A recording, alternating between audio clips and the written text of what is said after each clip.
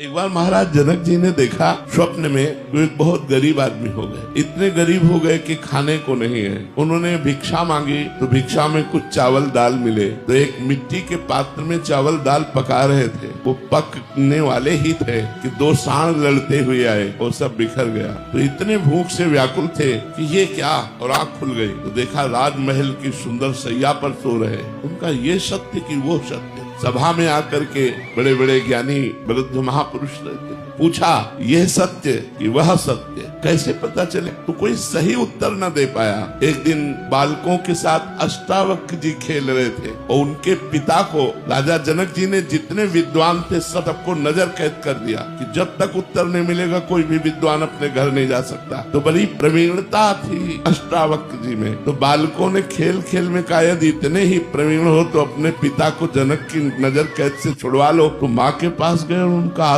मैं अभी जाता हूँ। तो उनका बेटा पति तो गए ही और तुम भी, हमारे पास कौन रह जाएगा? उन्होंने कहा माँ मैं समस्त विद्वानों को एक क्षण में छुड़वा दूंगा। अष्टावक्र जी गए तो सभा में जो ही पहुँचे तो अष्ट जगह से टेढ़े थे तो चाल तो बड़ी, तो सब हंस पड़े। तो उन्होंने जाते ही कहा जनक की सभा में हमने सुना था ज्ञानी है, लेकिन यहाँ तो हमें कोई ज्ञानी दिखाई नहीं दे रहा। तो जनक जी ने कहा आप सभा को ऐसे कैसे संबोधन कर सकते हैं? बोले आप लोग पहले हमें बताओ हंसे क्यों? बोले आपको 8 जगह से टेढ़ा देखकर। तो बोले आत्मा को देखने वाला ज्ञानी और शरीर और हड्डियों को देखने वाला ज्ञानी। बोल जनक तेरा प्रश्न क्या है? जनक जी ने कहा ये सत्य कि वो सत्य। तो सीधे एक शब्द में उत्तर दिया, ना ये सत्य और ना वो सत्य। जो जागृत है वो तुम्हारी स्वप्न अवस्था में असत्य हो गया, और जब जागृत में आए तो स्वप्न अवस्था असत्य हो गई। इसलिए न जागृत सत्य न स्वप्न सत्य।